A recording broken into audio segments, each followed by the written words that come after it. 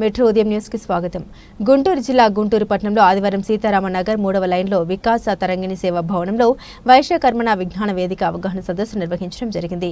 విశ్వ బ్రాహ్మణ సభాపతి చంద్రపాటి వారు విశ్వ బ్రాహ్మణ వైశ్యకర్మణ అంటే ఏమిటి, సనాతన భారతీయ ధర్మంలో పరమాత్మ ఎవరు, గాయత్రి మంత్రమా లేక ఛాందస్స, మనం విశ్వ బ్రాహ్మణులమా విశ్వకర్మలమా, మన మూలాలు ఏంటి, ప్రపంచ నాగరికతలో మనం ఎక్కడ అనే కార్యక్రమం దేశీయ విశ్వ బ్రాహ్మణ సేవా సంఘం వీరి ఆధ్వర్యంలో నిర్వహించారు. ముల్లపూడి రాజా, కొలకాని నంద, వీరప్రసాద్, పలువురు జంపాని రాధాకృష్ణమూర్తి, సుధాకర్, అత్తులూరి వీర బ్రహ్మచార్యులు తదితరులు ఈ కార్యక్రమానికి హాజరయ్యారు.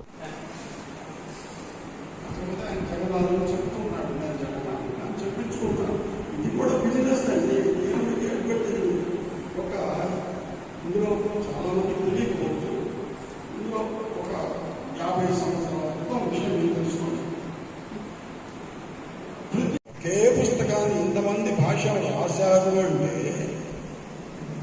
మనం మన భాష ఎందుకు రాసుకోకూడదు?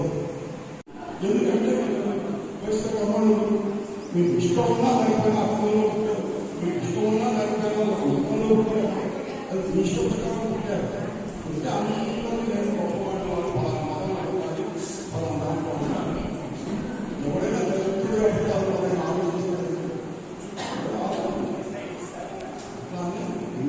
తెలియపరుస్తూ మరి నాకు అన్నయ్య గారికి సత్కరించినటువంటి అవకాశాన్ని ఇచ్చిన ఈ యొక్క వ్యవస్థ అందరికీ కూడా పేరు అందరూ నమస్కారం తెలియపరుస్తూ, సోదరులు ఒక్క నిమిషం అంటే ముందుగా చెప్తాను, ఒక్క నిమిషం ఉంది. నా పేరు కొలగాని నంద ప్రసాద్. నేను తెలుగుదేశం పార్టీ బీసీసీఎల్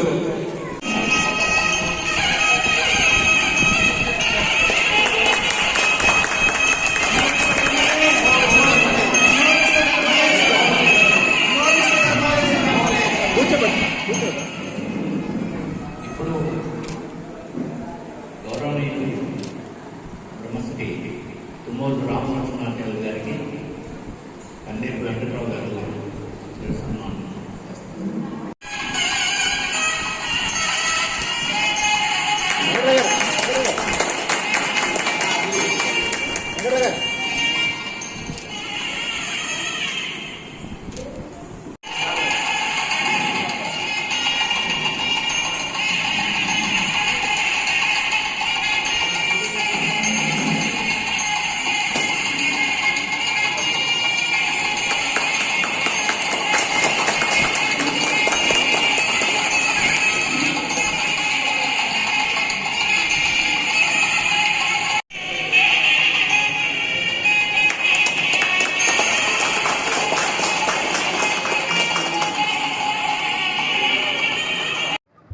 నమో విశ్వకర్మని.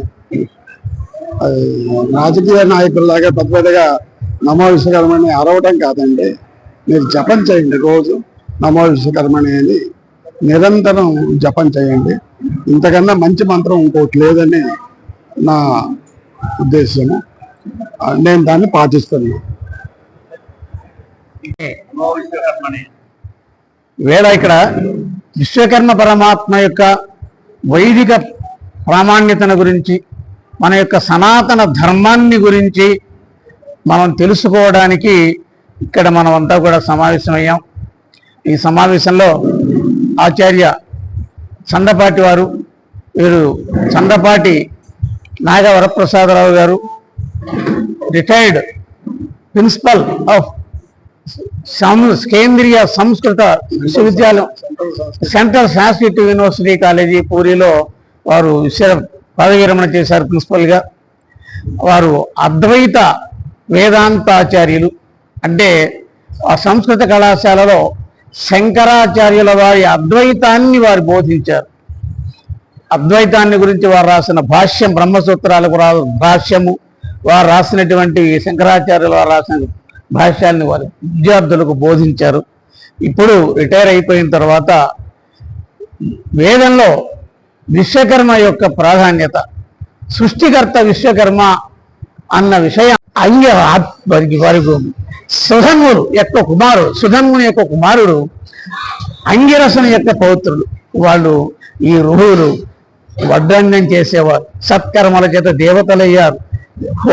హవిస్సులను స్వీకరించే అర్హత వారికి ఉన్నది, దేవతలకు సమానులయ్యారు. వాళ్ళు మన యొక్క సత్కర్మలు చేస్తే దేవతలు అవుతారు అన్నది ఆ ఋహువుల యొక్క చరిత్ర. మన యొక్క వాడు వడ్రంగులు వాడు రథకారులు అని చెప్పింది వేదంలో.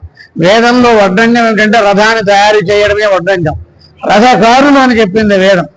అది వేదం రథానికి ఉన్న విశిష్టత ఏమిటో ప్రత్యేకించి అది ఒక మళ్ళీ అని కూడా మనం చెప్పుకోవాల్సిన అవసరం ఉన్నది. మరి వారికి ముగించేస్తున్నాను. నమో విశ్వకర్మని రాజకీయ నాయకుల్లాగా పెద్ద పెద్దగా నమో విశ్వకర్మని అరవటం కాదండి. మీరు జపం చేయండి, రోజు నమో విశ్వకర్మని అని నిరంతరం జపం చేయండి. ఇంతకన్నా మంచి మంత్రం ఇంకోటి లేదని నా ఉద్దేశము. నేను దాన్ని పాటిస్తున్నాను. వారికి సుధన్ముని యొక్క కుమారుడు అంగిరసుని యొక్క పౌత్రుడు. వాళ్ళు ఈ ఋహువులు వడ్రంగం చేసేవారు, సత్కర్మల చేత దేవతలయ్యారు. హవిస్సులను స్వీకరించే అర్హత వారికి ఉన్నది. దేవతలకు సమానులయ్యారు వాళ్ళు. మన యొక్క సత్కర్మలు చేస్తే దేవతలు అవుతారు అన్నది ఆ ఋహువుల యొక్క చరిత్ర. మన యొక్క వాడు వడ్రంగులు వాడు రథకారులు అని చెప్పింది వేదంలో. వేదంలో వడ్రంగం ఏంటంటే రథాన్ని తయారు చేయడమే వడ్రంగం. రథకారులు అని చెప్పింది వేదం. అది వేదం రథానికి ఉన్న విశిష్టత ఏమిటో ప్రత్యేకించి అది ఒక మళ్ళీ అని కూడా మనం చెప్పుకోవాల్సిన అవసరం ఉన్నది. మరి వారికి ముగించేస్తున్నాను.